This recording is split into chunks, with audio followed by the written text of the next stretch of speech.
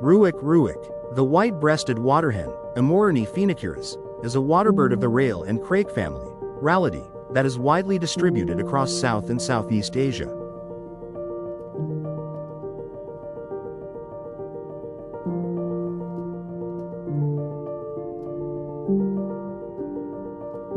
These birds are usually seen singly or in pairs as they forage slowly along the edge of a water body, mainly on the ground but sometimes clambering up low vegetation.